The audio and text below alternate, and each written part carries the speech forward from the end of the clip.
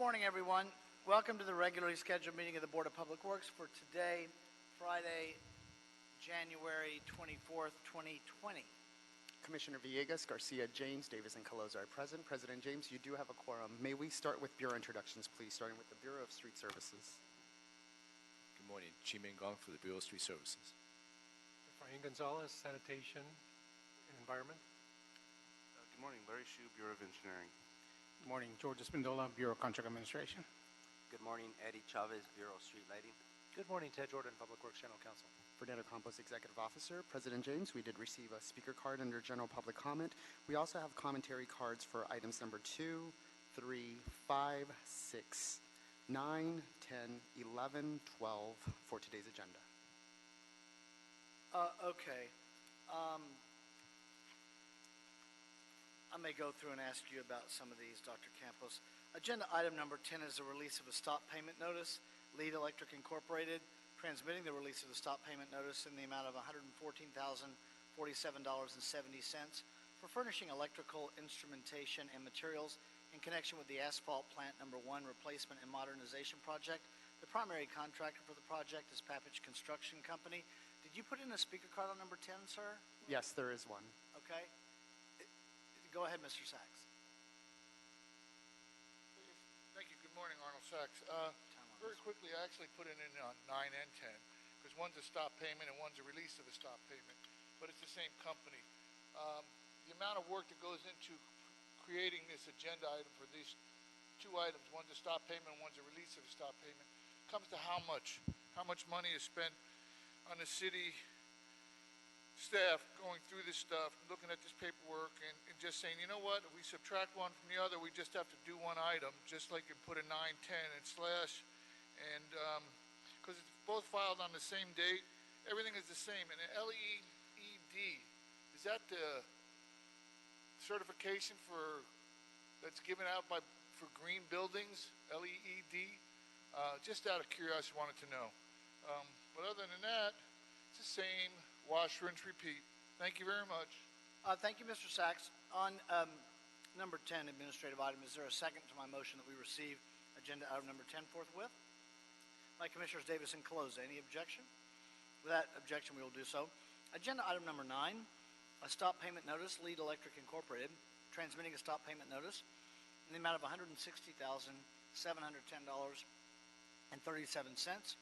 for furnishing electrical instrumentation materials in connection with the collection system pumping plant generator replacement phase 3 project.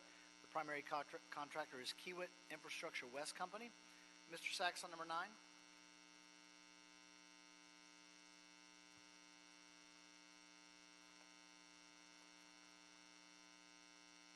Just real quick, I'm sorry, I didn't notice that you have two different contractors. So are they from the list of approved contractors?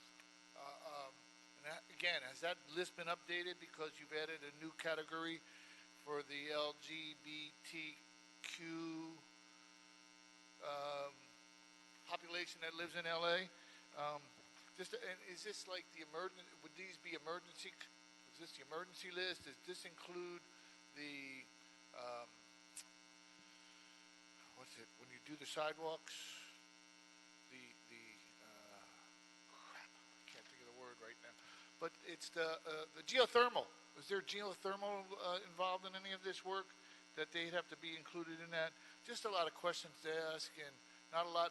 It's good to know there's two different contractors, but there's not a lot of other information regarding what this project was for. It should be included when you're doing this kind of rebating or stop payment or getting payments, so that the public is aware of what exactly was occurring. I mean, they shouldn't have to look it up online, or they should be given the opportunity to understand what exactly is being done, because they're paying for it. Thank you, Mr. Sachs. Is there a second to my motion that we receive agenda item number 9 forthwith? By Commissioners Garcia and Villegas. Any objection? Without objection, we will do so. Agenda item number 3, Council Districts 4 and 5, Contract Administration and Street Lighting. Requested contract acceptance, street lighting conduit only project. On number 3, Mr. Sachs.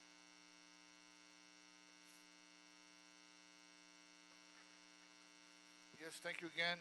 Just yesterday, you had a hearing scheduled for street lighting districts. Wouldn't street lighting conduit only be included in the street lighting district? Why does this necessarily have to be a separate agenda item when the street improvement or the lighting district improvement, whatever it's going to be, should include all the steps that are going to be included? And if there's not conduit necessary for that street lighting district, then they shouldn't be charged for the the conduit.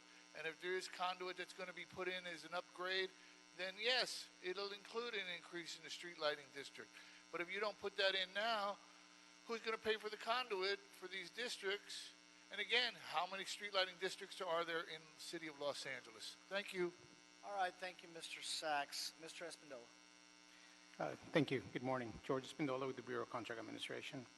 The street lighting conduit only project was awarded by your board on May 7, 2014 to Select Electric Incorporated in the amount of $1,504,050 with a contingency of $225,599.50, totaling $1,729,600. Notice to proceed was issued on May 28, 2014. The project installed street lighting conduit to facilitate future conversion of existing street lighting systems from high voltage to low voltage in the Hancock Park and Hollywood Hills area, located in CD 4 and 5. 12 change orders were issued totaling $211,897.24, increasing the total cost of this project to $1,715,897.74. Final corrections were completed on March 7, 2017. Funding was through Street Lighting Maintenance Assessment Fund through 47, Department 50. BCA, Bureau of Contract Administration's Office of Contract Compliance has found that this contractor has met all the equal employment opportunities and labor compliance requirements of the contract. There are no unresolved property complaints or disputed funds. Thank you. Any questions on number 3? No questions. I'll make a motion that we adopt agenda item number 3, seconded by Commissioner Davis, and at least one on to my right, Commissioner Garcia. Any objection?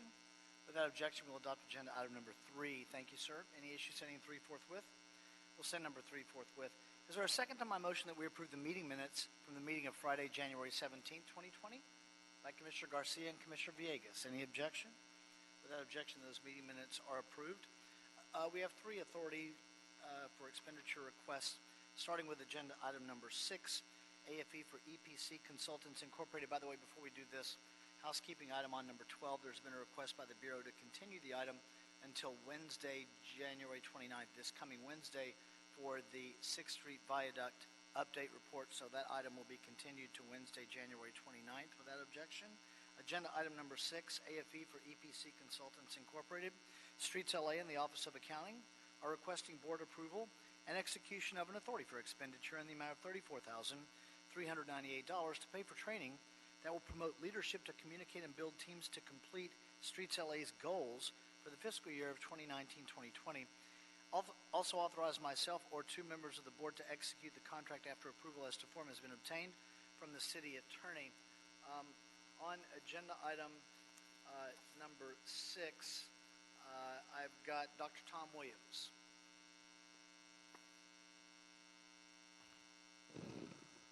Good morning, Dr. Tom Williams, LA 32 Neighborhood Council of Citizens Coalition for a Safe Community. Item number 6, basic elements. Get with done, because Safe Streets, Vision Zero, Streets LA are all involved with both the Department of Neighborhood Empowerment and Board of Public Works. So I'd highly recommend that you coordinate the remainder of this year plus maybe next year with Dunn and the 100 neighborhood councils.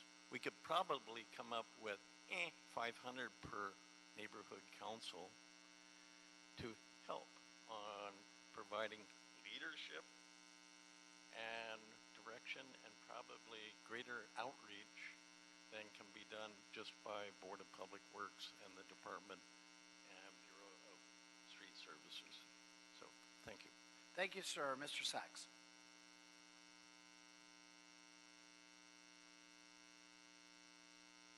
Yes, thank you again, Arnold Sachs.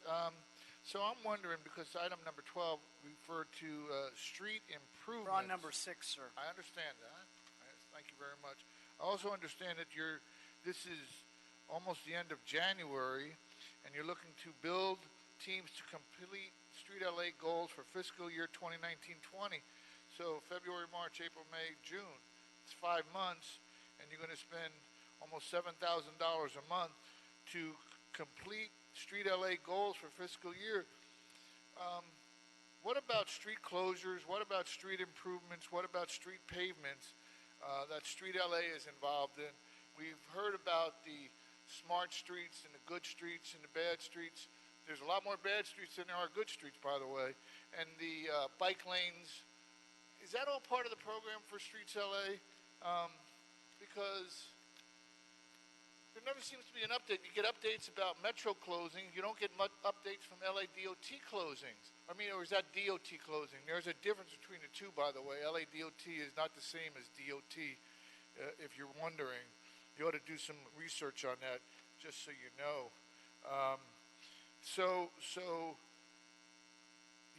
But the good news is you're using a consultant, and I certainly appreciate that. So the consultant is going to tell you how to build teams. Don't you already have teams that are in place to do this stuff? What happened from July 2019 to February 2020?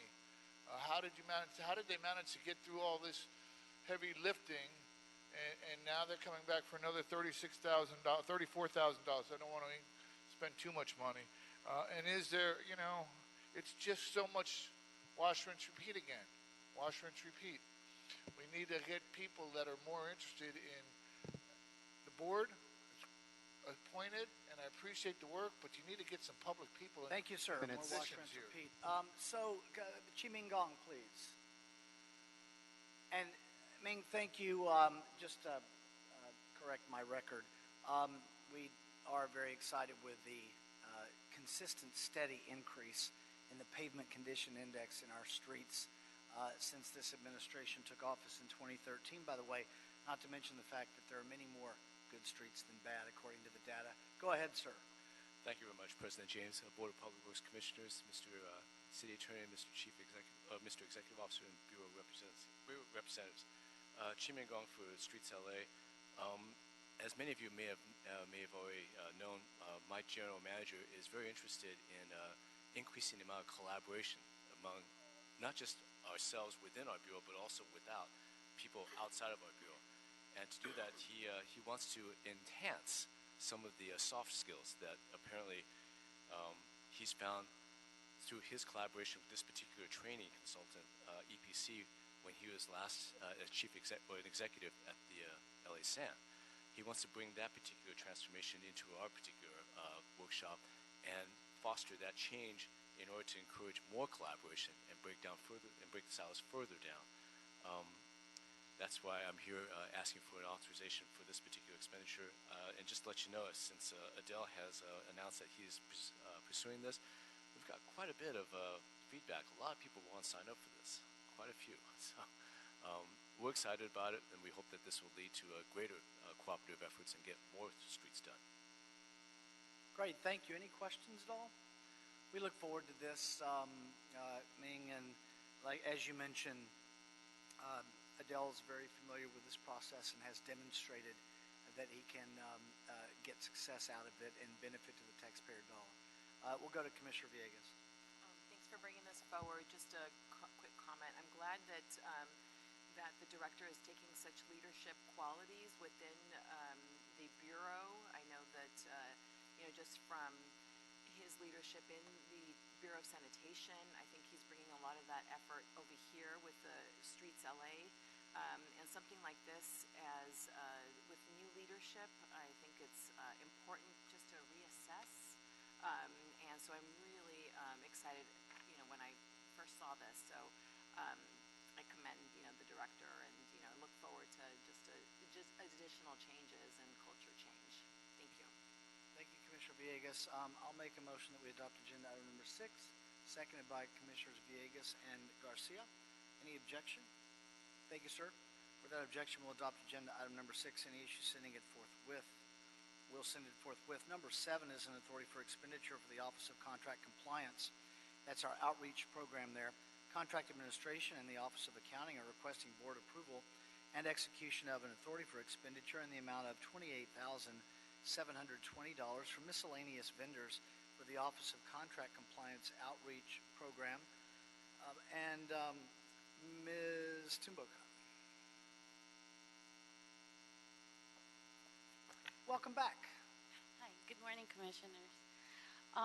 The Bureau of Contract Administration is requesting approval and execution of this authority for expenditure for Build With, which is part of the Accessing LA series, and it's actually the biggest event of the Accessing LA and series, and it reaches over 500 attendees.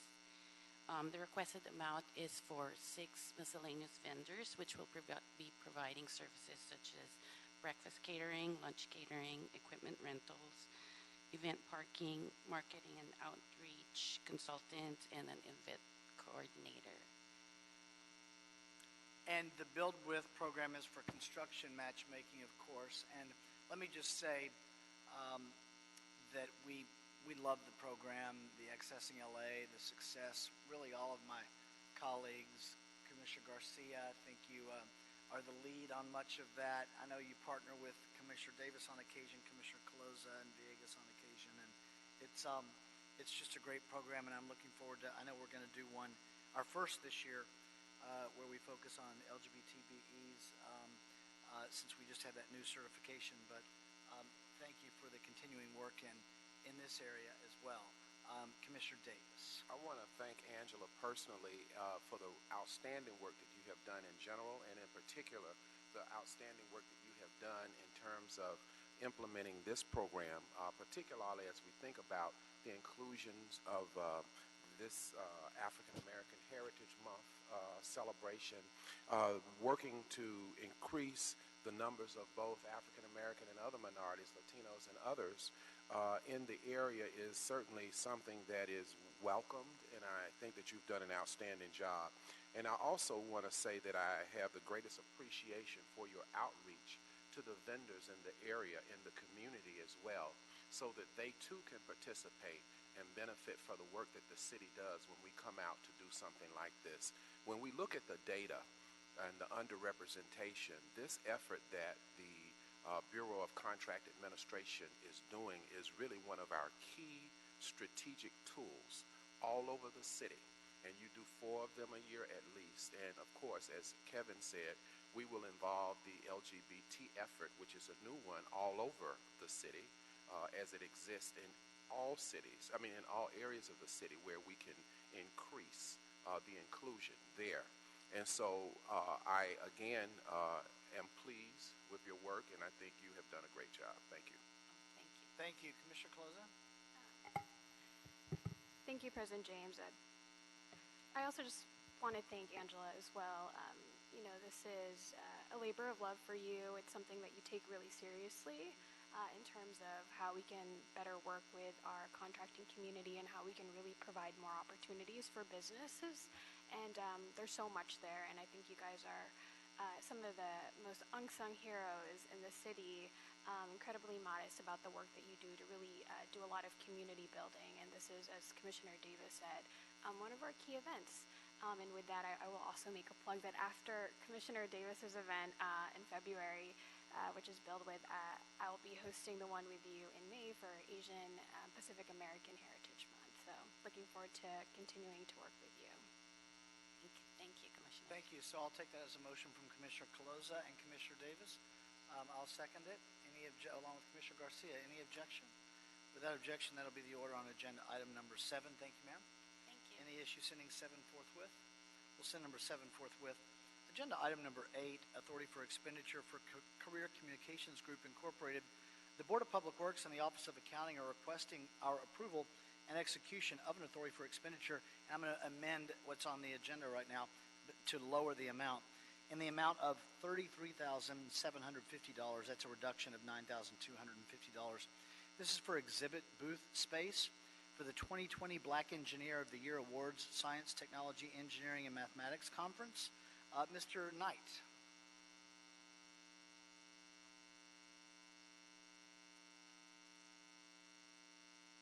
Good morning, President James, Commissioners Villegas, Garcia, Davis, and Pelosa, your representatives. Good morning, President James. Good morning, sir. Your representatives, Mr. Jordan and Dr. Campos. My name is TJ Knight. I'm with the Board of Public Works, and I'm here to request the Board of Public Works authorize approval of a prepayment to Career Communications Incorporated to provide exhibit booth space, sponsorship, and interview rooms for the 2020 Black Engineer of the Year Award. BEA STEM Conference to be held in Washington, D.C. on February 13th through 15th.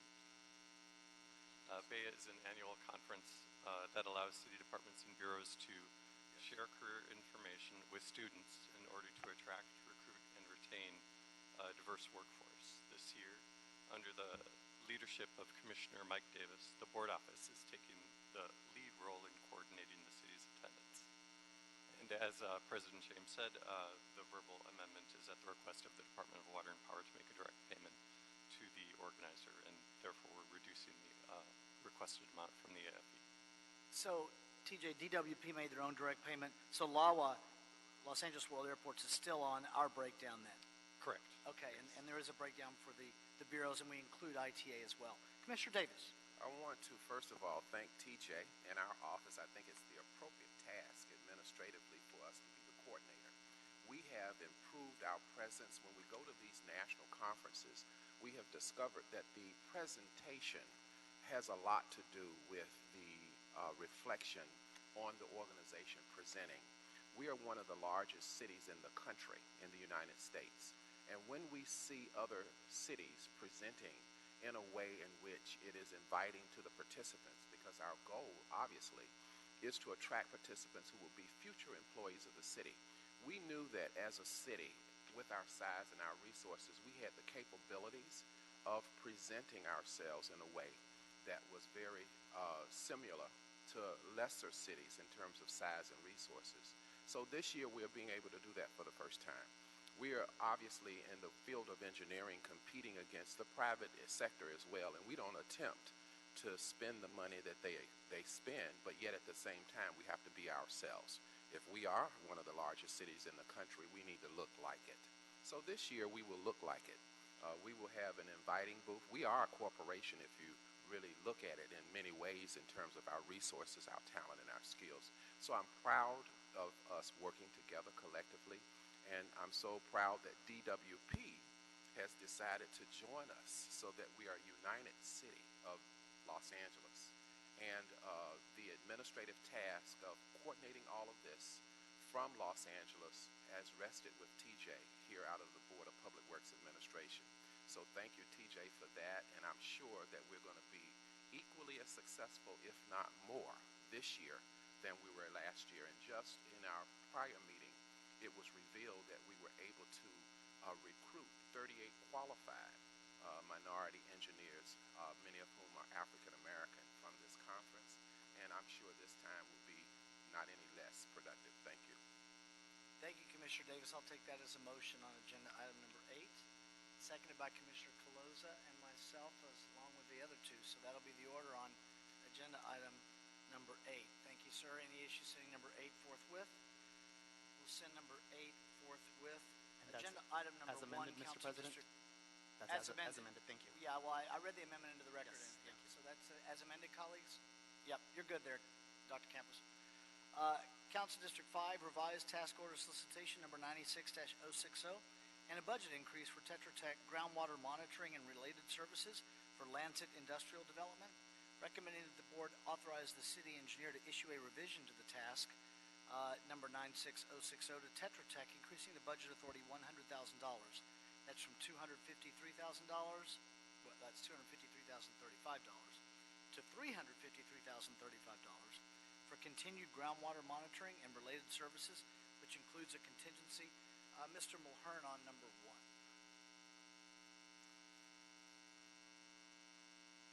Good Division of Bureau of Engineering. As you mentioned, we're here to request $100,000 annual increase in the budget for continued groundwater monitoring. We have 12.5 wells that are being monitored and sampled for solvent released several years ago. The numbers are getting better, but we're still monitoring these according to the state. We also have budgeted about $12,000 within this for the state annual fee for this because we have introduced chemicals into the soil. Also, we have budgeted for some well replacement and well covers. Other than that, the small business and other participation levels are fairly good. We're slightly low on MBE, but the other levels are looking pretty good. Great, thank you, Mr. Mulhern. You obviously, even from the transmittals, you come to us every year, and we increase the amount each year by about the same amount, and so it looks like progress continues to be made. But for budgeting purposes, you come annually, correct? Yes, the CAO just gives us 1 year budgeting at a time for each project. Okay. I'll make a motion that we adopt agenda item number 1, seconded by Commissioner Garcia. Any objection? Without objection, we'll adopt agenda item number 1. Thank you, sir. Thank you. Have a nice weekend. Any issue sending number 1 forthwith? We'll send number 1 forthwith. Let's take number 5. We have some speaker cards on agenda item number 5. Council District 4 requested, this is Engineering and Streets LA, requesting a revocable permit encroachment in the public right-of-way, retaining walls, concrete steps, and a patio at 6830 West Pacific View Drive, recommending that the board first deny the subject request for revocable permission to encroach into the public right-of-way. Secondly, require that the applicant obtain a construction A permit to remove the encroachments from the public right-of-way. Third, transmit a copy of the report to Mr. Adam Storer, the property owner at 6830 West Pacific View Drive in Los Angeles 90068. Fourth, transmit a copy of the report to the following departments and bureaus. First of all, Department of Building and Safety at 201 North Figueroa Street, 4th floor. Secondly, Engineering Valley District Office, revocable permit counter at 6262 Van Nuys Boulevard, room 251 in Van Nuys. Third, Streets LA at 1149 South Broadway, 4th floor, 90015. And fifth, LA City Department of Water and Power, 111 South Hope Street, with attention to Darlene Trung. Mr. Tanagiri, you will start us out on agenda item number 5. Then we will hear from the applicant. I can't tell if I've got the applicant or not. Why don't you go ahead and start us out, and then I will figure it out. I've got the applicant here, Adam Storer. And then we will hear from the others. Go ahead, sir. Thank you. Good morning. Wesley Tanagiri, Bureau of Engineering, Valley District Office. The item before you is a request for a revocable permit at 6830 Pacific View Drive. It's located in Council District 4. It is for unpermitted encroachments, improvements such as a concrete patio, retaining walls, and steps that are in Valleyton Trail, which is an unimproved public right-of-way just north of Pacific View Drive.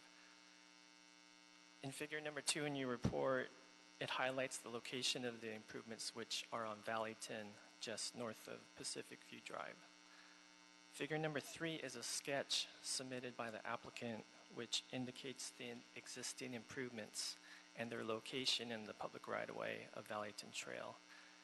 It should be noted that the encroachments extend past the center line of Valleyton Trail, which is across the entire frontage of Valleyton Trail.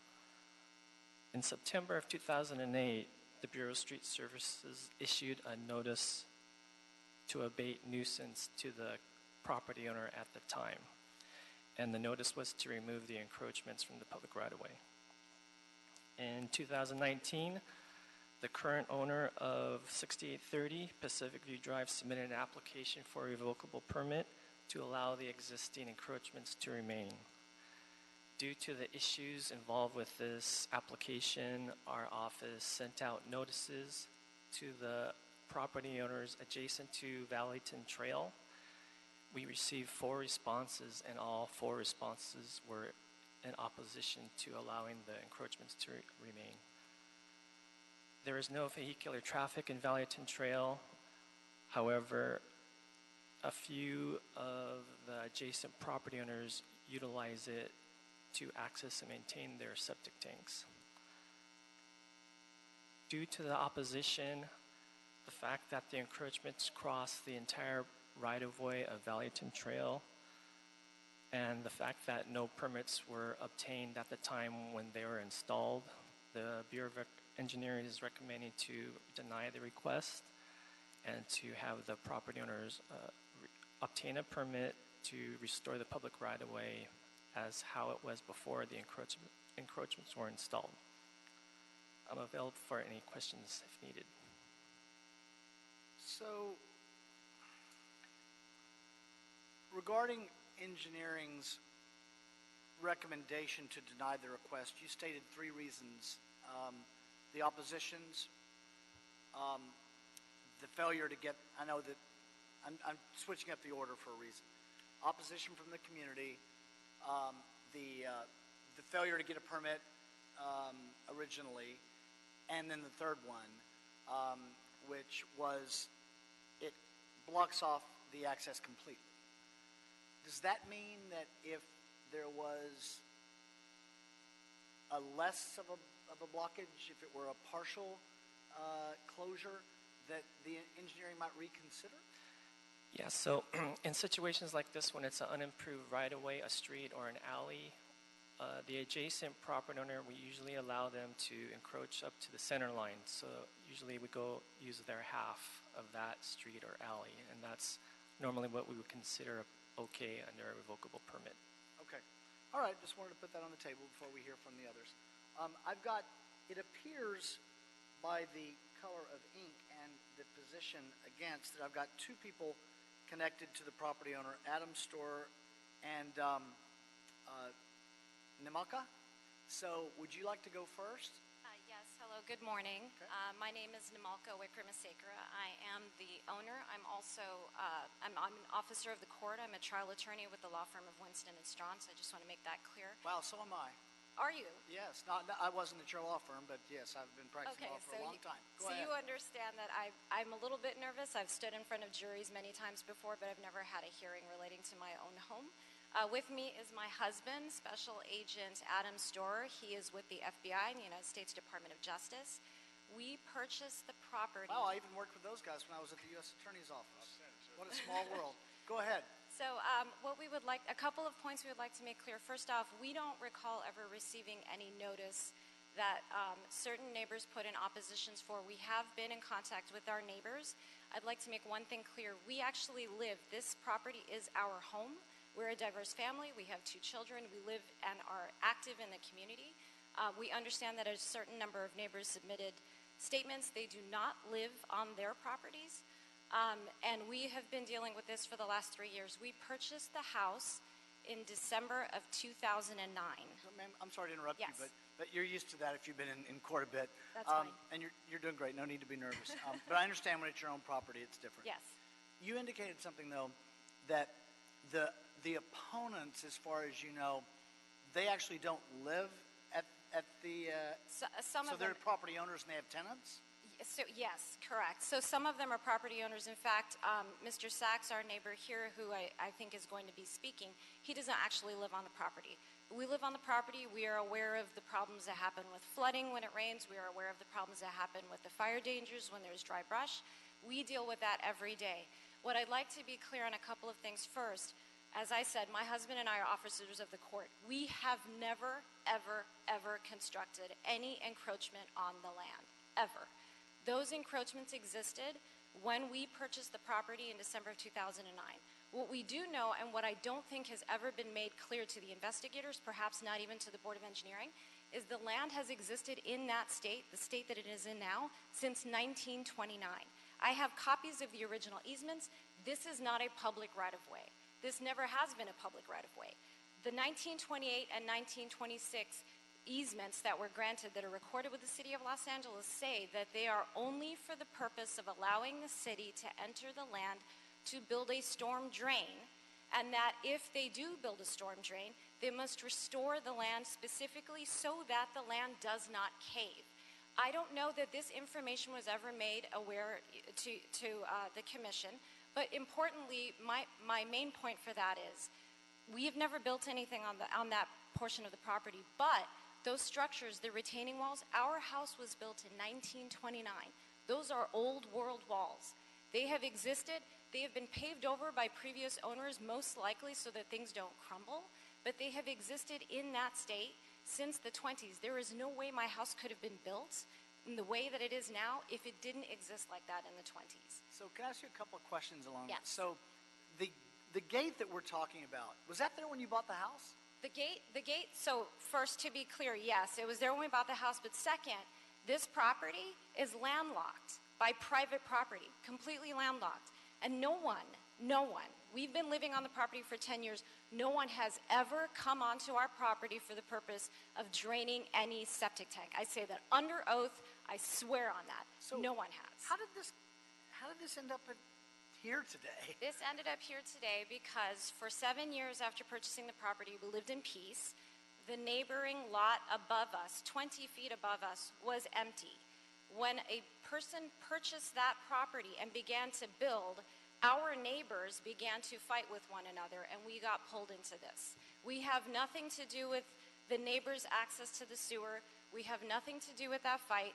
We just lived on the land. We took care of the property. Did we clear? Yes, we cleared it. There were 40-foot eucalyptus trees that fell. We called the city. The city said, this is not accessible land. You take care of it. We took care of it. We have been cleaning it, maintaining it, and we have even from October 2015, when the neighbor purchased the lot next to us, which is 20 feet above us. They had hearings because they had fights. We weren't part of it. Frankly, we should have paid attention, but we didn't even realize our property was subject of anything. But at that point in time, the city said, the construction of a 20-foot wide roadway is infeasible because of the steep grade of the street. That is the 20-foot drop, the 20-foot retaining wall that's on our property that the commission's decision is that we need to destroy. And then the city went on to say, however, the dedication of 8 feet of land is required. Most importantly, the applicant, our neighbor, will pave the portion of the currently unimproved Valleyton Trail to access their driveway. That was the last remaining portion of this trail that was dirt. And the city specifically authorized our neighbor to pave that. Now, this decision here appears to say to take a portion of the Valleyton Trail that's now landlocked by private property and destroy that. And most importantly, when we got the original citation and it said return it to its natural state, nobody knows what that is because that natural state existed in the 20s. So we respectfully request that the denial be reversed, and if there is a continuance, we have a number of neighbors we talk to who actually live on the street with us, who wanted to be here today, but nobody had any idea that there was going to be a denial, and we frankly didn't have the notice to be able to bring people. Well, I'm at least going to recommend a continuance to my colleagues for some questions that I have, but we have people here today. I want them to have their say as well. But would you mind if I'd like to ask a couple of questions of Mr. Tanageri? Don't go for it, ma'am. Wesley, regarding the statement that was just made about, I think, and ma'am, you can let me know if I'm wrong. I think one of your positions is that this isn't in the public right-of-way actually at all. So understanding that, have we done our own evaluation, recognizing, and there's nothing wrong if we haven't, because we may not have heard this until this morning, but I think it's something that warrants additional review from engineering, having heard this. Is that something that the Bureau had already done for this hearing, Mr. Tanageri? Wesley Tanageri, Bureau of Engineering. So we do our normal research, which involves our Navigate LA GIS application and maps. So we did that, and according to that information, it's shown as city public right-of-way. I wasn't aware of the records that she spoke of, but we can look into that. I think we need to look into that because there may be, they've obviously done some research that turns up information that we need to at least review before our board can make a decision. So thank you on that. Ma'am, anything further before we go to additional speakers? Yes, sir. So my husband would like to speak as well, but I would like to make clear, I have, and I will show you copies. These are deeds from 1926 and 1928. We have these copies. They specifically say it is for a storm drain and that the city is required, the city only has permission, only city workers and only agents of the city have permission to come onto the land to build the storm drain. And if they do, they are required under these deeds. The original owners wanted to keep the land as it was. It says the city is required to restore the land to the way it is. Okay. So, and well, my husband would like to say. Yeah, that's something that you might need to give to Mr. Tanageri as well. Okay, yes, sir, go ahead. Thank you, Commissioner. I appreciate just a few minutes to counter some of the issues that Mr. Sachs has presented to the city before through various public hearings. And the fact that it's his sewer that he has a septic tank. It's not even a sewer. It's a septic tank that he needs drained on occasion. Again, we're not aware in the last 10 years that we've lived there of any issues with that or needing to come onto our property, as my wife stated. Also, in 2014, during a public hearing, the city provided various options for Mr. Sachs to drain his sewer, including pumping it from the street above where he lives. So there are options available, just again, to kind of get out in front of Mr. Sachs, that the city has provided options for him. We've talked with the city, the Board of Engineers in Van Nuys. At the time, we were not aware of any plans to actually come onto our property to fix the sewer line through our property. So, okay. Thank you, sir. Thank you, sir. Mr. Saxon, we'll hear from you as well. And if you've got, come forward, if you've got issues, even though it's not really an agenda item for you to be able to drain your septic tank, if there's something that the city hasn't done, you can let us know, because we might can get some assistance there. Just a clarification, with the applicants, we didn't even bother turning the clock on. I know. I assume you want to. Yes, I always do. I do get to that. I've been doing it for a while now. Okay. We assume we are not treating this as public comment, but that's as correct. A real party in interest. Yeah. Even though he isn't necessarily a real party in interest. Yeah, I wasn't going to do the same thing. Thank you, Mr. Jordan. So the point that the city attorney is making, Mr. Sachs, is when we have a real party in interest, the practice of the board, we don't put a time limit on. They're the real parties in interest. I recognize that you're one of the objecting parties, but my only request is that you not repeat yourself. We're not going to put I'm not going to repeat myself, but I'm going to fill in part of what you didn't hear. Okay. And it has little to do with the storers. I purchased this property 35 years ago. Do you live there? I do not live there, but I'm unable to rent it. My niece lives there on occasion. She's living there right now. I purchased this property. I did all my due diligence. I was a baby. It was my first house. Everybody lied to me.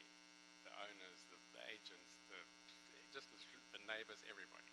This house had a septic tank. I'd never owned a home with a septic tank. They said to me, no problem.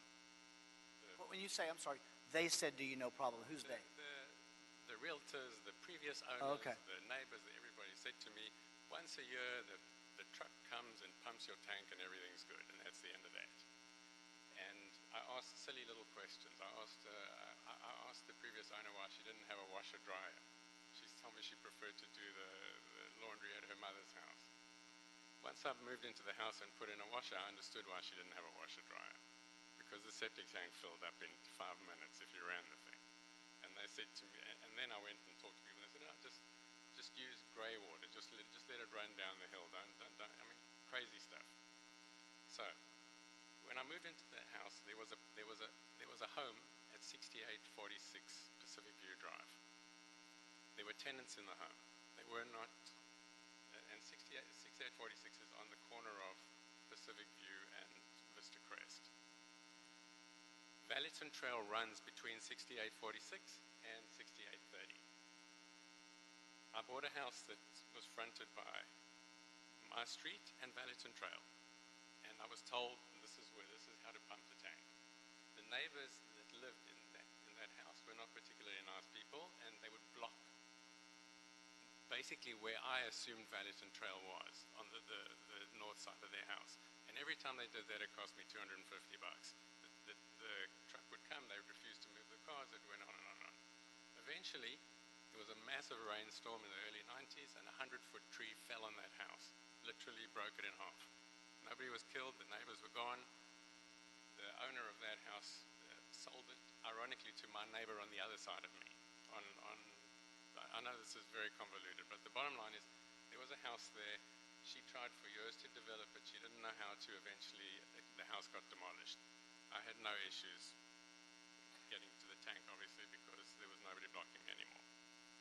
Then, somebody purchased the home, purchased the land in 2015.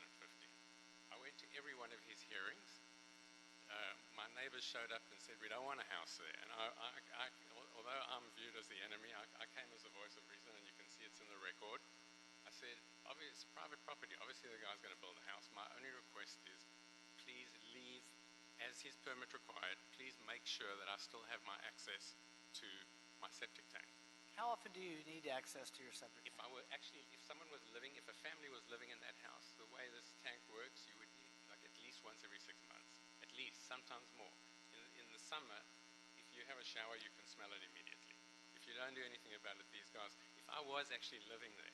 Has there been any interest, and the other side may know this as well, we deal with septic tank issues in the hillside communities regularly. So, what happened? Let me finish my question, please. And there have been moves in a number of communities around the city to actually eliminate the septic tanks by attaching to the sewer system. However, to do that, we have to have an available line that's within so many feet. I think it's 150 feet of the residence. So my question is that something that either you or, to your knowledge, your neighbors have attempted to do? I have tried for 30 years to tie into the septic, to tie into the sewer system. I had one ally. I've been thwarted at it. You had one? I had one ally. Okay. His name was Dave Yost, and unfortunately he died. Vista Crest Drive has 6 houses on it. Eventually, Mr. Yost figured out a way for 4 of the owners to actually go down the other side, the south side of the hill, and they are now tied into the septic tank. So there are 2 homes left that are not. Every possible way we tried to go, we were thwarted. The LA sewer is on Pacific View Drive. It meets that 100 or whatever the foot requirement is. The bottom line is, when the new guy built his house, I literally begged and pleaded for the space to be left. On his actual building permit, my name appears 4 times, which is insane. It says leave Sachs his access. He built it. By the one thing I want to clear up for the record, just pure coincidence, sir. Arnold Sachs is somebody who's sitting in the room, and he speaks on a number of items. You happen to be Mr. Sachs as well. No relation, and they're the same, but just happen to be the same last name. No relation. And different spelling, as Mr. Jordan correctly points out. Right. Okay, So thank you. Okay, Go so ahead. this guy built his house, and when he finished building the house, and I knew 35 years ago I'd be standing here today, because it was just obvious to me that people were going to, one way or another, I was going to get blocked. This guy built his house, put a tarp around what he'd built, and then added a driveway, a deck, a swimming pool, and so between the 2 homes, I'm now 100% blocked. This tank hasn't been pumped for 4 years. If I were living there, it's only because there isn't a family living there, actually really living in it as a house, that there isn't raw sewage on both of their properties. Your objection is you would like access to your septic tank, correct? I need access to the septic tank, as does my neighbor. Okay. Okay. Pinkerton. Thank you, sir. Yes, can I have a couple of questions with the applicants, please?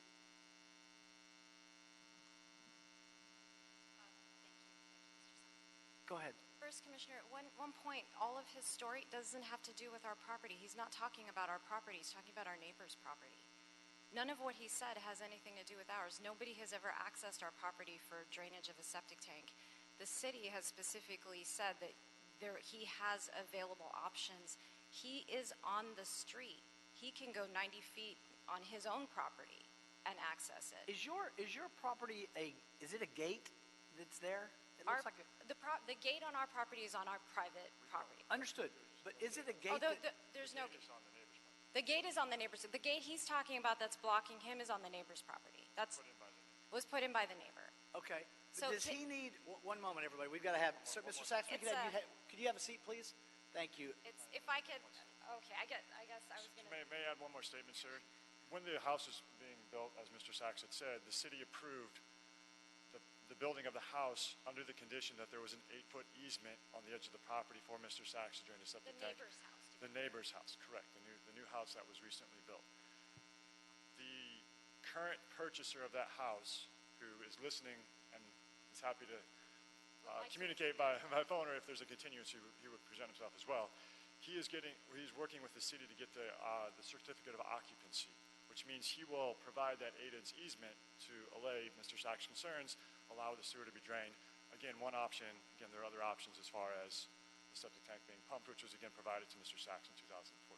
So there's that as well, sir. Right, to be clear, and to try to stress the point, because I don't know if I've stressed it enough, he is not talking about our property. That is not our property that he needs access to. Our property is next to the property that he was discussing with respect to the deck and the pool and the gate and all of that. He's not talking about our property. The neighbor's property is directly between him and the street on one side, but it is a triangle, so he is bordering the street on his side, then there's his property, then there is the neighbor's property, and then there is our property Okay, here. we'll get that cleared up. But one question regarding this gate that's pictured here. I cannot see that, sir. Maybe we could pass that over to them.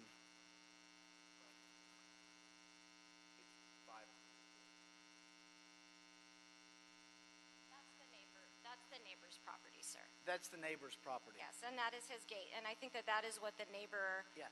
Mr. Scott, is dealing with the city to try to allay his concerns. Yeah, okay. Can we have Mr. Tanagiri over?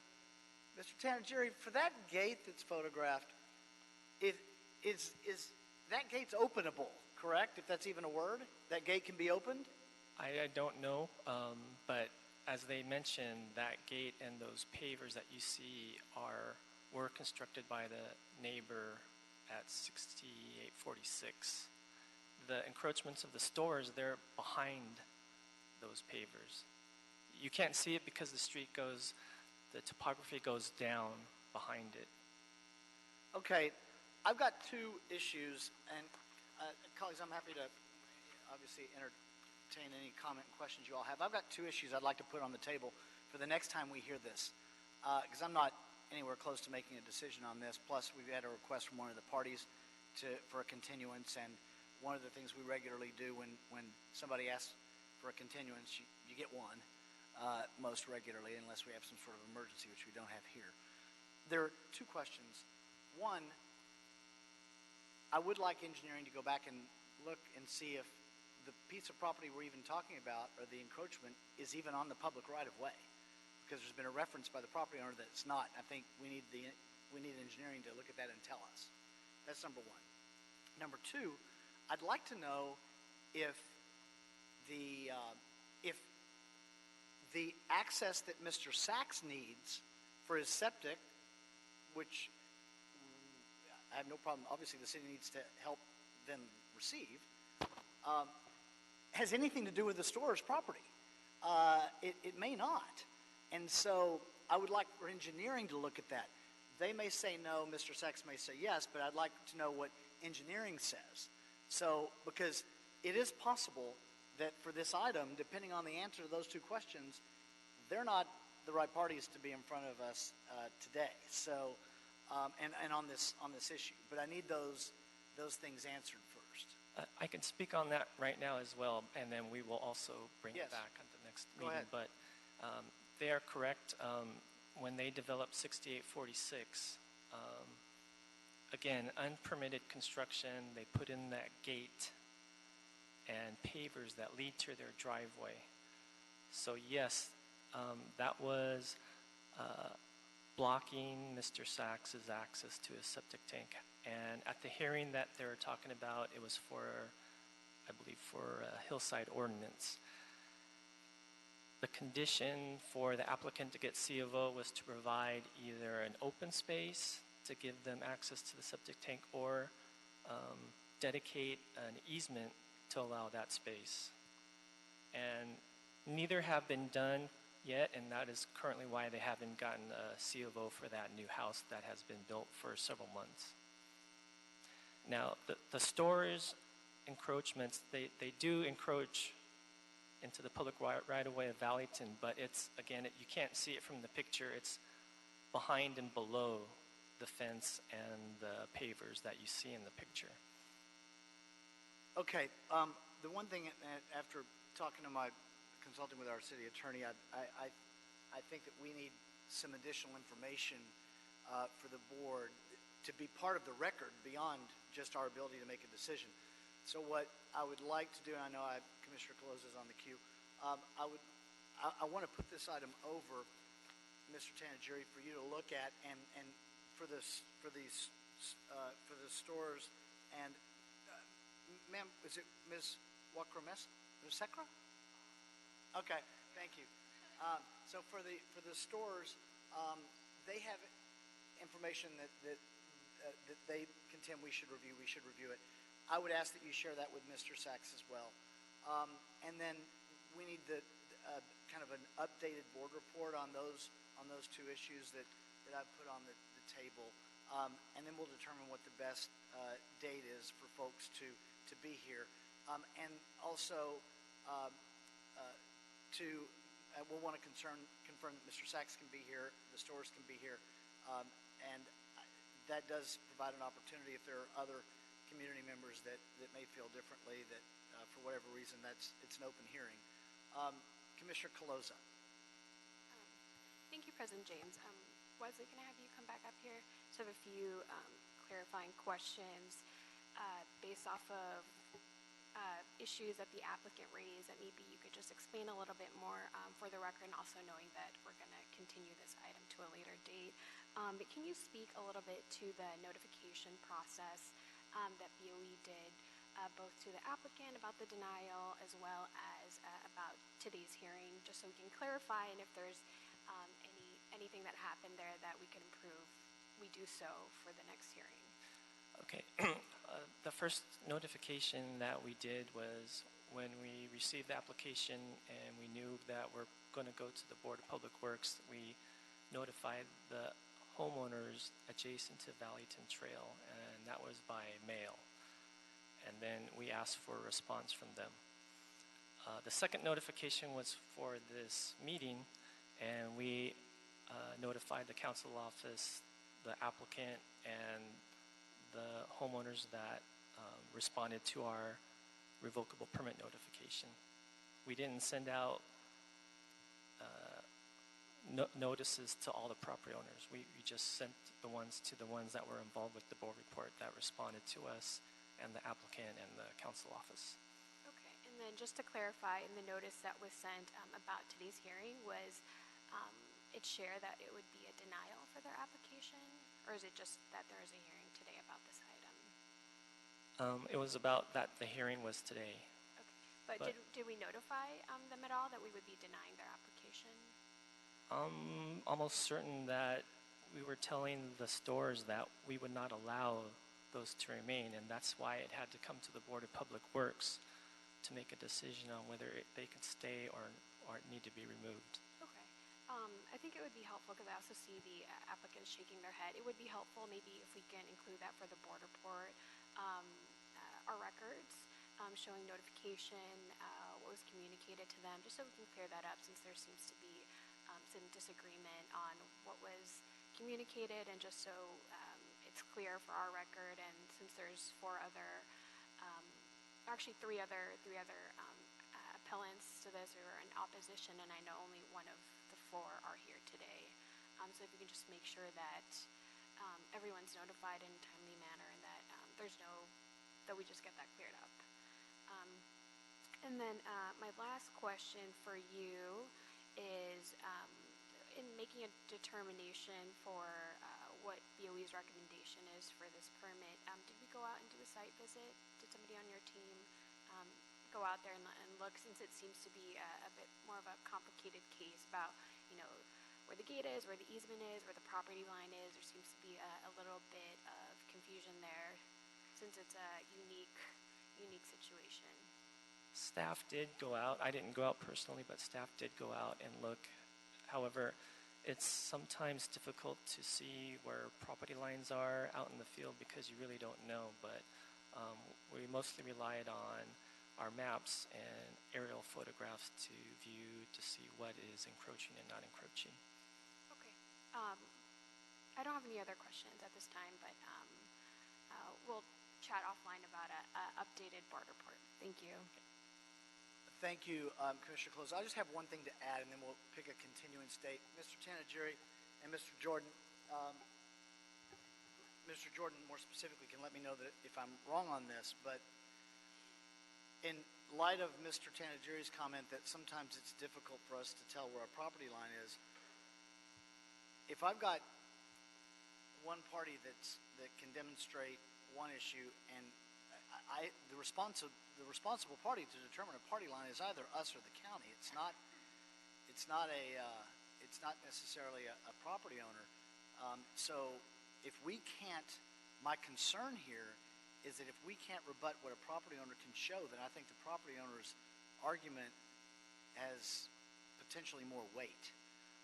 So my caution is that if it's difficult for us to determine where a property line is, how can we enforce it upon a property owner? That may be a larger question for another day, but that's something that could be an issue here, as I'm hearing from the podium. Mr. Jordan, any thoughts on that? At this point, all I can say is yes, this is an issue.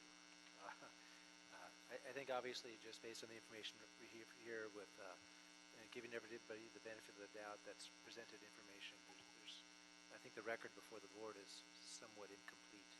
And so I completely agree with the continuance. I was going to recommend it myself if you didn't come forward.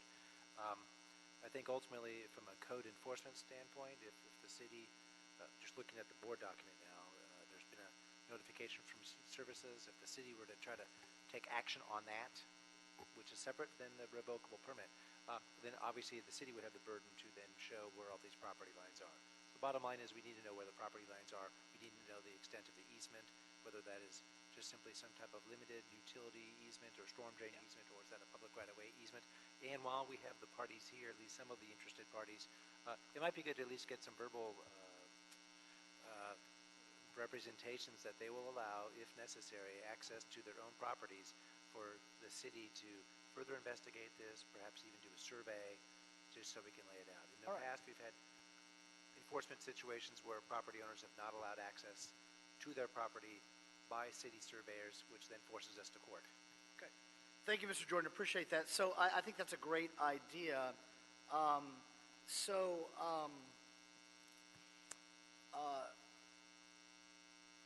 For the stores, I do think that, and I think our city attorney agrees, we have the burden of proof in essence. I don't like to use those terms typically in hearings like this, but it's on the city's, it's our responsibility to establish those property lines appropriately so. Would we have your permission if we provide notice to you to go on your property to work to make a determination? Okay. Do we need access to any other properties potentially, Mr. Tanagiri? Okay. All right, thank you. Anything else? Microphone, sir. We make a record. Everything's recording. I understand, sir. Go ahead. I've been on the stand a few times. Just real quickly, with regards to the notification, I received an email and a voicemail. I attempted to call the Bureau back 2 or 3 times, never received a call back.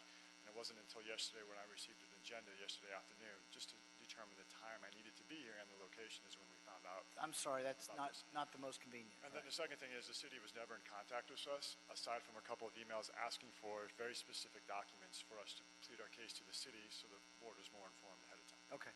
All right, thank you. Mr. Sachs. I would like to be put on the list, obviously, for notification. No doubt.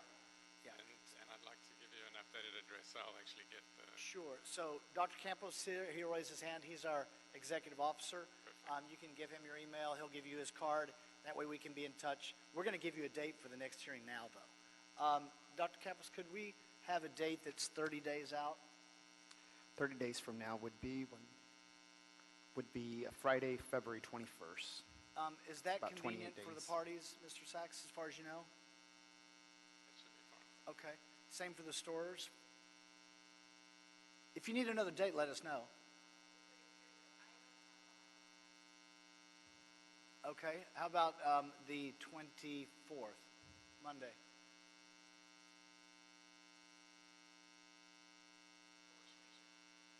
Okay, how about you, ma'am?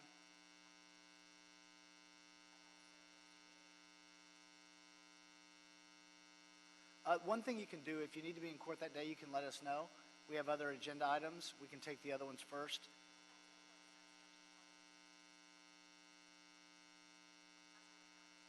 Okay. If you need to change it for a reason, let us know as soon as possible, and we can work with that and that gives us time to let everybody know. All right, and Dr. Campos will have his business card for you and can take your information.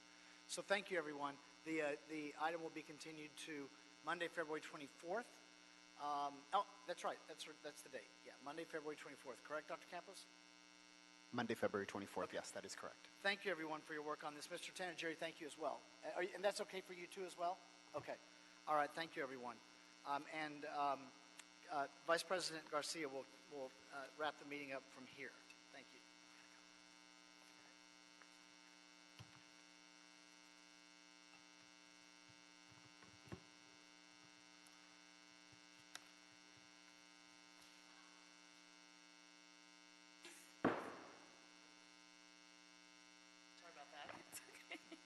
It's just make, yeah, exactly. We all know you're leaving, Kevin. All right. Well, I think good morning, everyone. I'm Vice President Garcia, and I'm going to just switch it around. Teresa, when you get up, thank you so much. We only have about 2 more items and public comment left, so I'll be sure to make that happen. Mr. Sachs, you have a question? I do. I haven't got. I'll get to public comment at the end. We are going to move to item number 2 at this time. And item number 2, give me 1 second as I get myself together. Here we go. All right. You do have a card on number 2. I'm going to read the item and then I'll let you speak.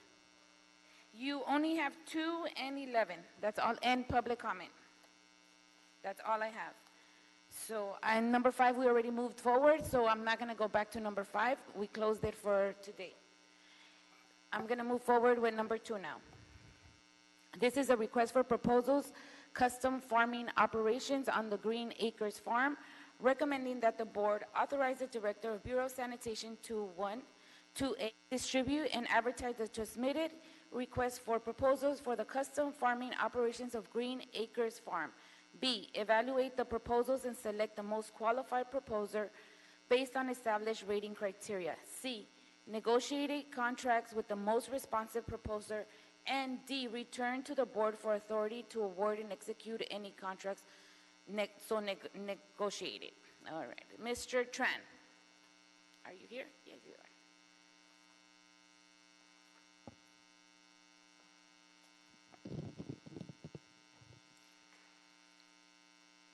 Good morning, Vice President Garcia, Board Commissioner, Mr. Ted Jordan, Executive Officer, and Bureau Representative.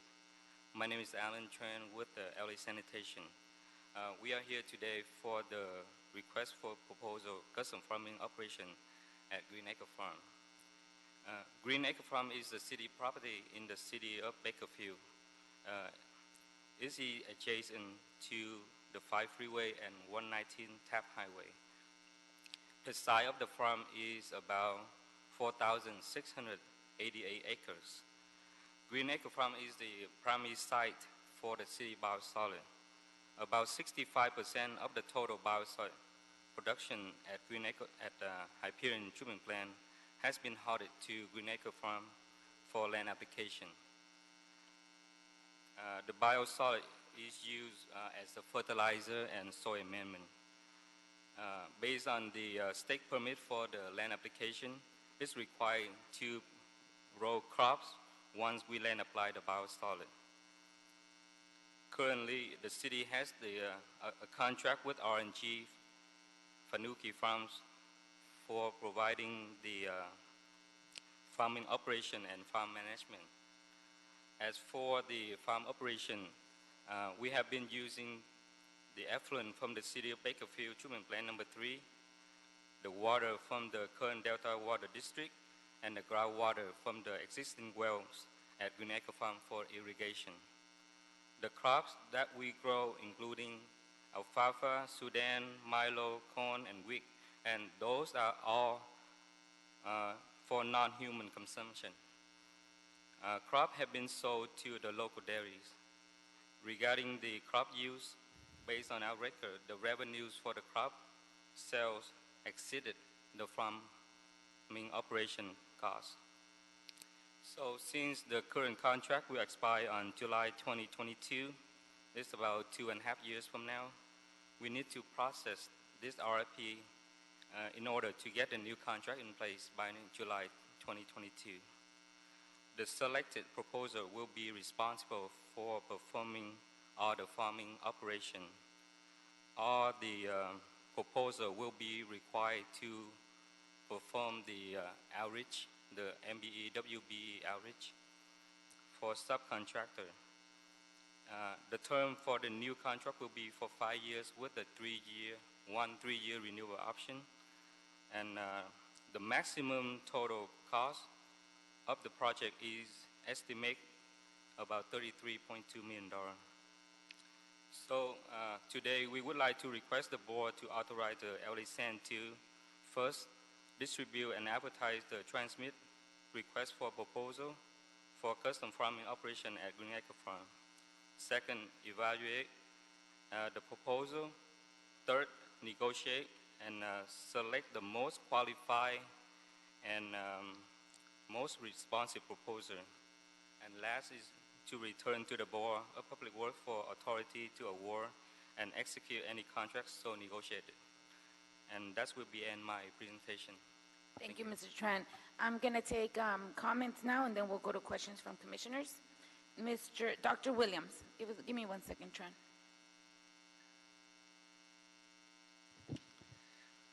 Good morning. Dr. Tom Williams, LA 32 Neighborhood Council Environmental Green Committee. We're considering plastics, and one of the issues, especially for sewage sludge, and I have designed screens and things like that, is how much plastic is going to Green Acres? That's number one. Number two, how much more plastic could be ground to less than 1 millimeter diameter and sent to Green Acres? What would that do to the mix? And I say we did some studies, at least in Dubai, where we needed silt and clay. And I say sewage sludge oftentimes has a lot of silt and clay, but does it have any plastics in it now? And could we add plastics in order to improve the ground soil quality of the Green Acres site? Thank you. Thank you, Dr. Williams. Mr. Sachs.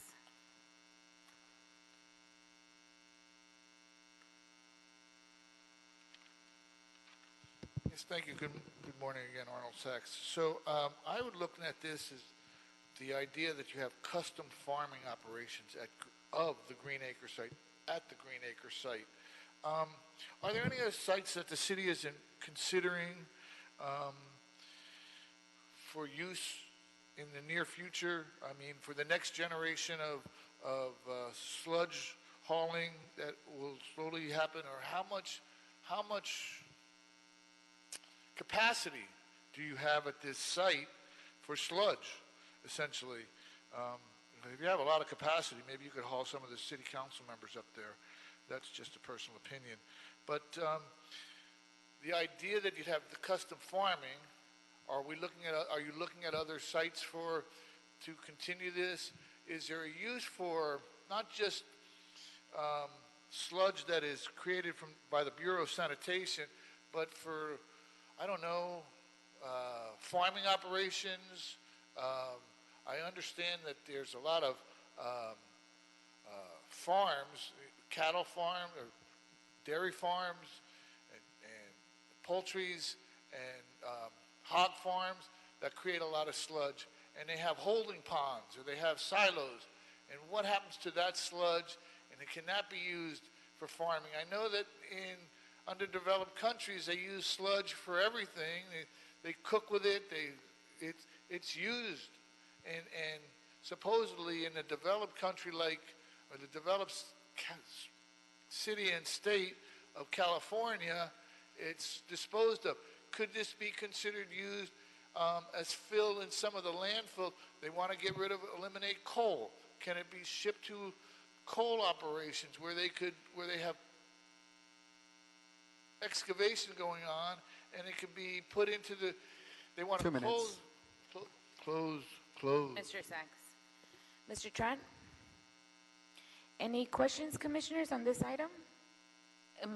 Commissioner Calosa? Thank you, Vice President Garcia.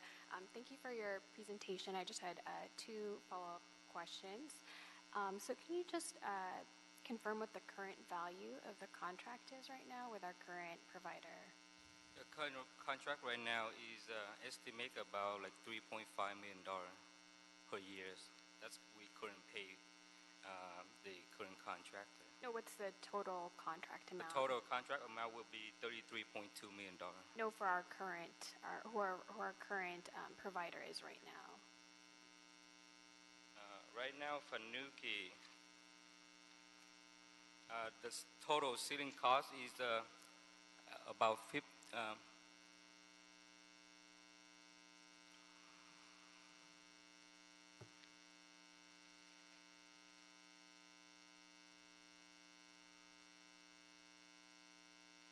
$58 million. That's a total ceiling cost. And Yeah. that's over how many years? That's starting from 2004 2004, okay. until now.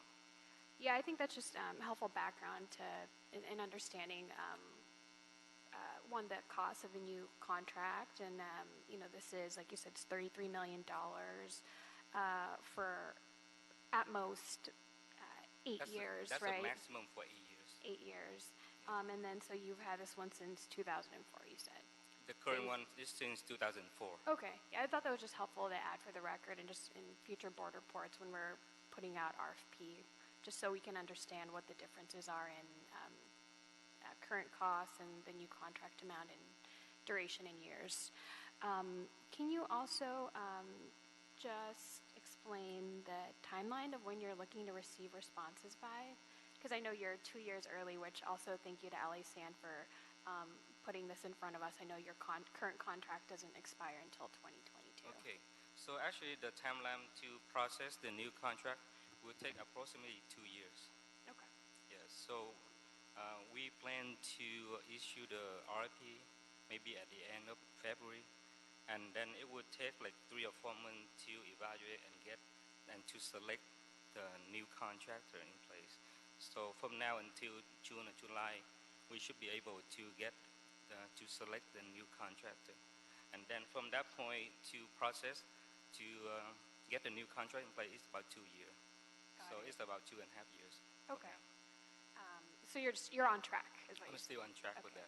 Yeah. And then, can you just, are there any big differences to note between the last RFP that we put out and then this one? Were there any major changes in terms of the needs of the farm that we're maintaining there, or like any services that we're requesting that's different in this RFP than the last one?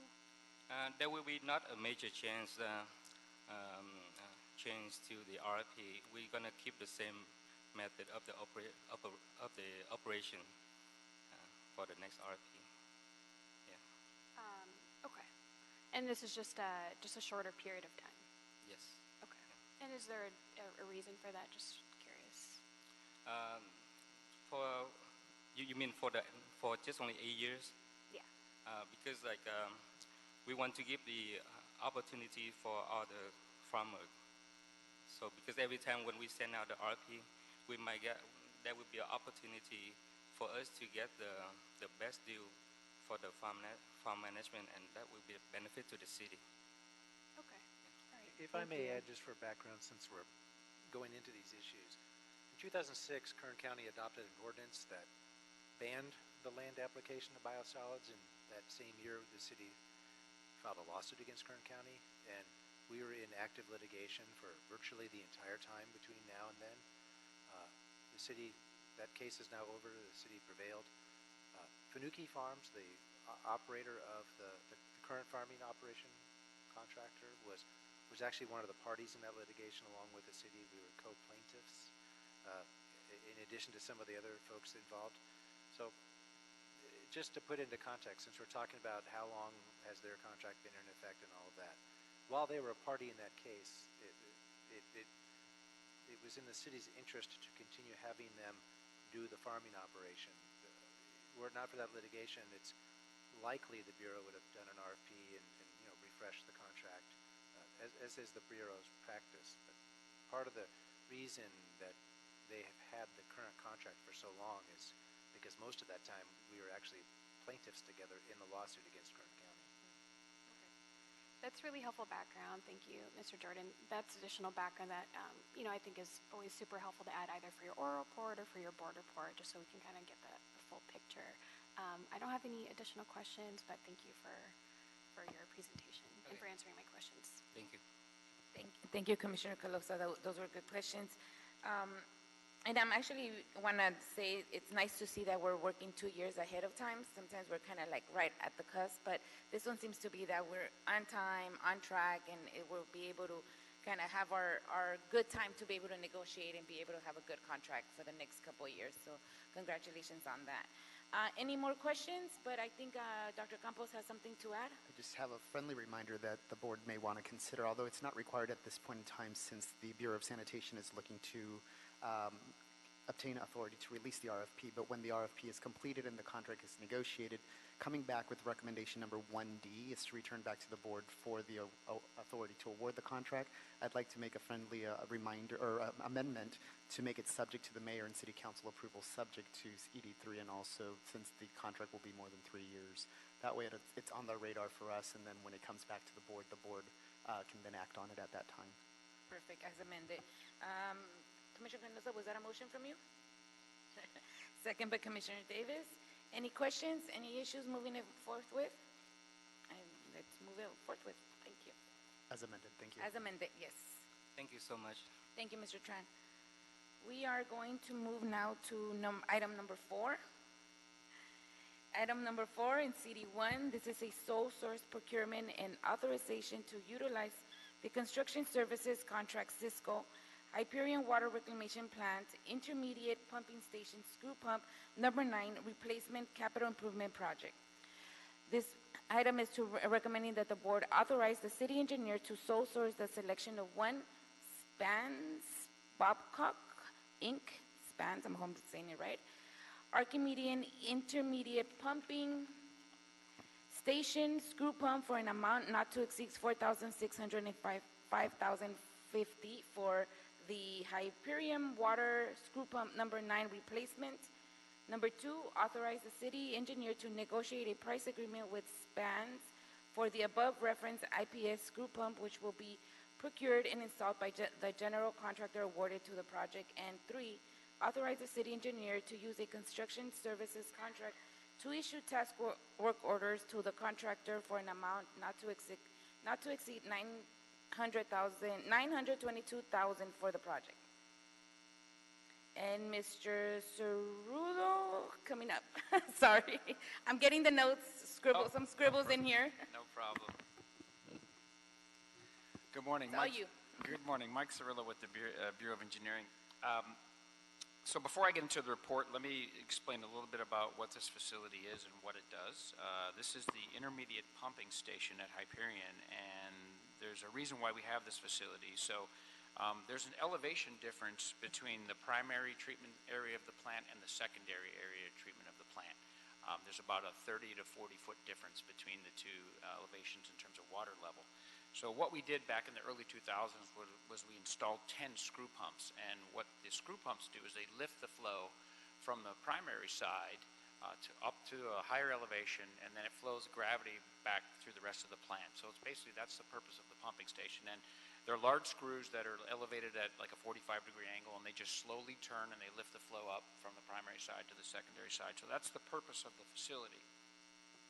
And each pump can pump 125 million gallons per day. So without these functional pumps, you basically can't lift the flow and you can't treat the wastewater. So it's a pretty critical facility. So in 2018, late 2018, the Bureau of Sanitation found out that one of the screw pumps was not operating and had failed.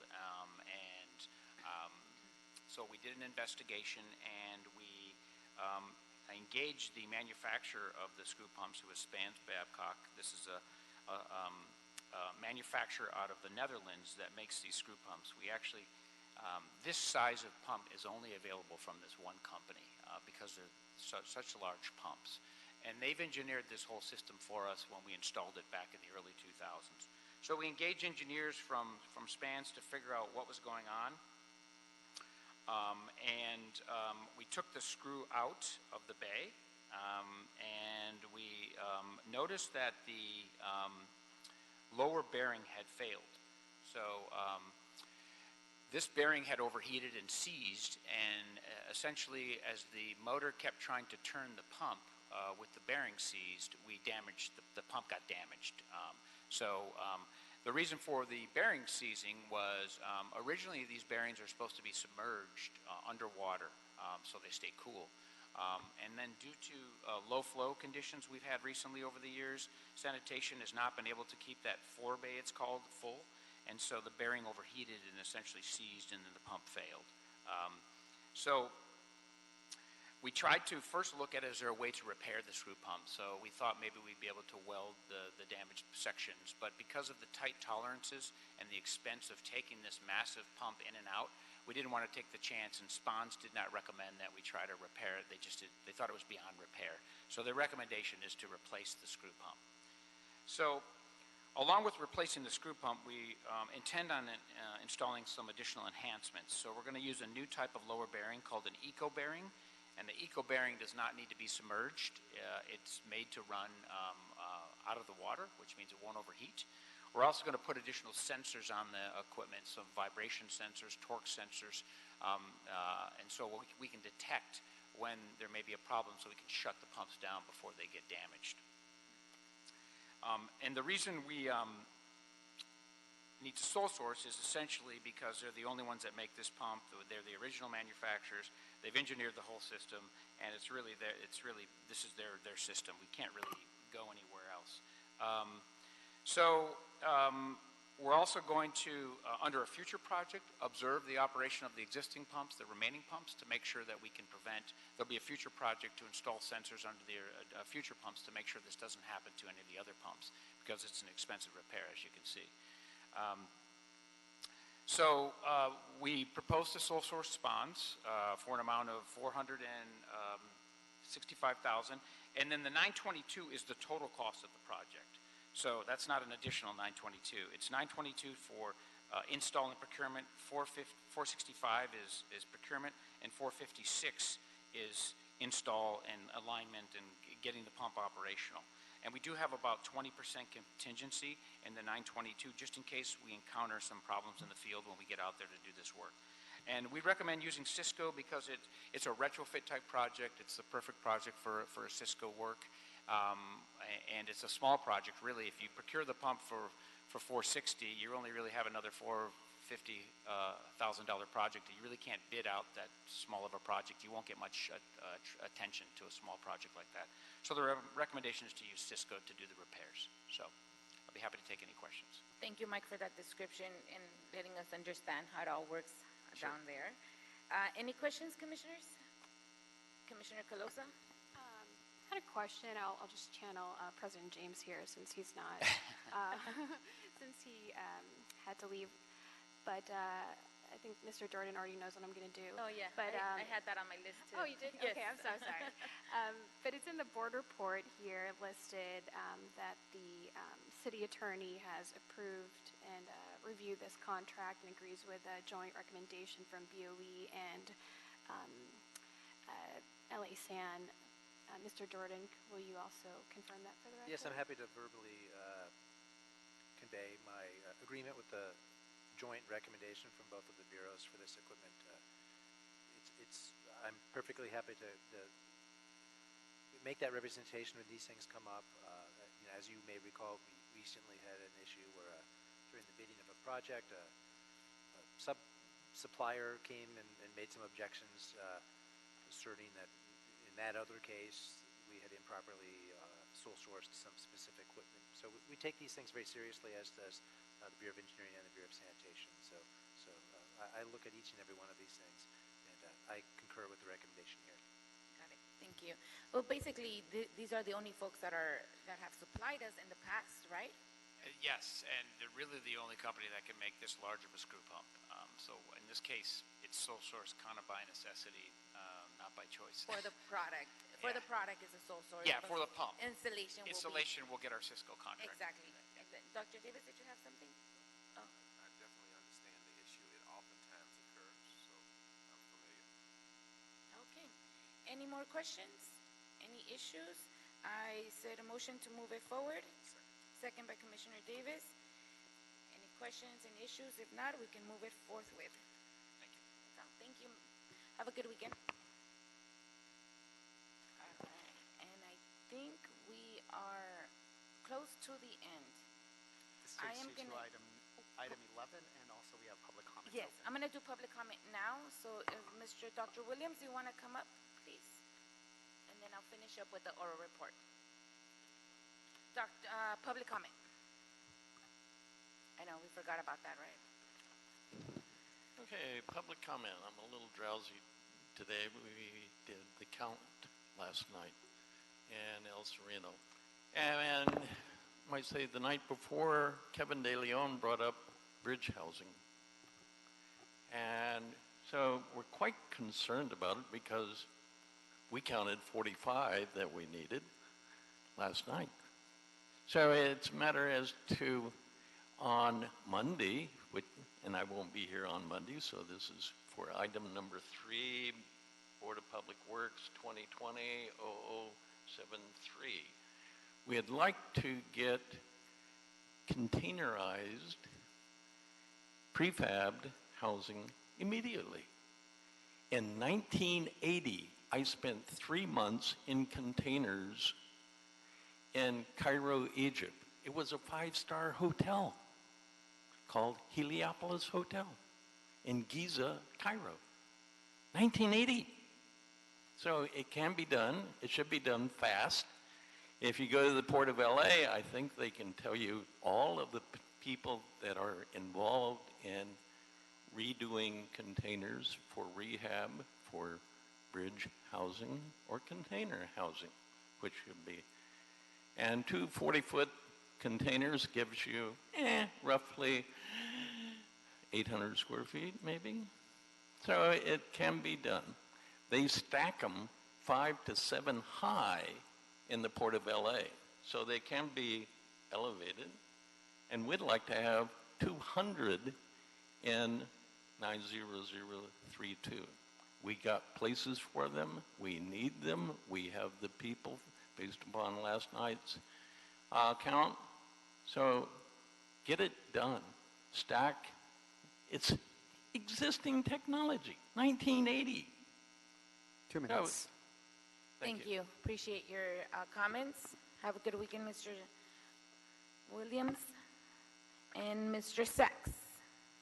Public comment. Yes, thank you. I was going to talk about something, but item number 4, this screw pump, that it caught my attention, and I appreciate the presentation. How many pumps are used by the city in its screw pump operations? The gentleman mentioned that they're going to put sensors on these pumps because they have a changing part of it that needs to be submerged, and they're going to change that to a new part that doesn't need to be submerged. So in the overall scan of things, why not look at all the pumps at one time and say, you know what, we have 50 pumps and we need to change 25 of them, or we need to change this many of them to get rid of these old sensors or these old parts that need to be submerged in water, because you never know when they're not going to have another low flow. And we change them all, and we contract them all, and we put the sensors on them, and they're done. And then maybe you don't need a Cisco contract. Maybe you could, because you'd be doing a quantity of pumps and not one at a time and not waiting for it to break down and then going through this process, but you'd get them all done and you'd have who knows how many years of usage for these pumps, and it would be done and you'd have a contractor to do it, and presto changeo, not one at a time, piecemeal. Dr. Williams talks about homes on these trailers. It's another option. You have bridge housing. For what? For what is the big design? You use trailers for the bridge housing, and they don't need to have a 3-bedroom apartment. They just need a place to stay. It's the same thing with a mass unit. 2 minutes. If you have a tent, you can put homeless people in a tent. Thank you, Mr. Sachs. Any other public comments? I think we're done with public comments. We will close public comments for now, well, for today's meeting. And that will lead us to our very last item, which is it's an oral report, and I believe it's number 11, not 12, right? Okay, it is 11. Number 11? Please come up, and do I have your name here? Hi, good morning. Mr. David Kempton? Kempton, correct. There you go. Welcome. Good morning, Vice President Garcia, Commissioners, Bureau Representatives, City Attorney, and Executive Secretary. In order to keep the public informed on upcoming resurfacing projects to minimize the impact to our community as well as delays to commuters, Streets LA would like to provide you with an update on our major upcoming street improvement projects. In the metro area on Saturday, January 25th, from 6 a.m. to 6 p.m., we will cold mill and pave Avenue 26 from Figueroa Street to San Fernando Road in CD1, the Greater Cypress Park Neighborhood Council, under the funding of our pavement preservation program.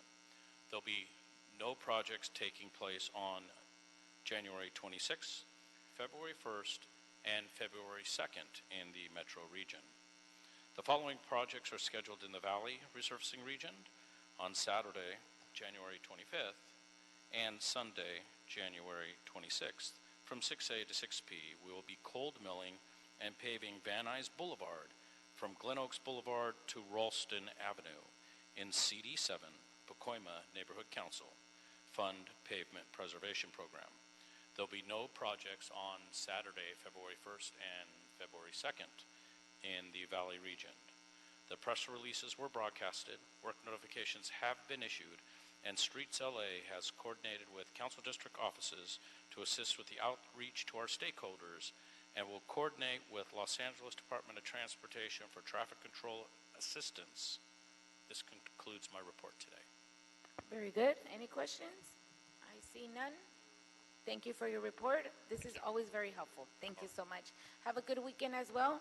And, Speaker cards. I didn't have any speaker card. Did I have one on 11? If I did, I apologize. I have one.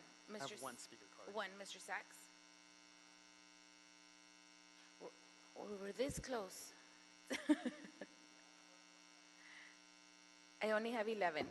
You're right. I only have one for 11. You don't have one for 12? 12 is, we already, 12 is continued. yes, that was continued early. Mr. Sachs, you are on. Status of streets. Mr. Sachs, this is item 11. Item 11, but you do have a speaker card for this. Wait a minute, because item 11 is the viaduct update. On the agenda is the viaduct update, and item 12 is the street improvement projects. So 11 was continued I understand that. early in the meeting. I understand. And 12 is, so we just finished number 12. I'm saying. Do you want to say something on number 11? I can let you No, speak no, right now. no. The clock You- is ticking. Do I have This a is the clock status on? update on major Is upcoming that street number 11 improvement or 12? projects. We just finished number 12. Not that part. Yes. Well, my card is on number 11. Number 11 is continued. You can speak on it if you want, or you can wait till I it's have a been. card on 12. You don't have nothing on 12. Okay, so just very quickly on number 11, and since I might as well spend my last 75 seconds. With the street viaduct update, have they contacted, have they, whoever, gotten full disclosure from the railroads so that the project, whatever obstacles are in the way, the railroads are aware of work that's going to be done, and work has been scheduled around trains so that there is no delay and there's no, well, we couldn't do this because we didn't know the train schedule. Has that finally been disseminated, and that work will be able to continue unabated unless they run into, who knows, a sinkhole and something else happens? Because there's been enough time spent on this project because of delays, because people didn't follow proper procedures in getting proper authorization from the correct companies, that it's just mind-boggling. Thank you. Thank you, Mr. Sachs. Okay, I think now we are officially done, and yes, we are, Desk Dr. is Campos? clear, yes. Okay, we're officially done, right, Dr. Campos? Getting it clear on the record. Adjourn, yes. All right, now we are done, and we have adjourned. Everybody have a good weekend, and see you, everybody, on Monday again. We...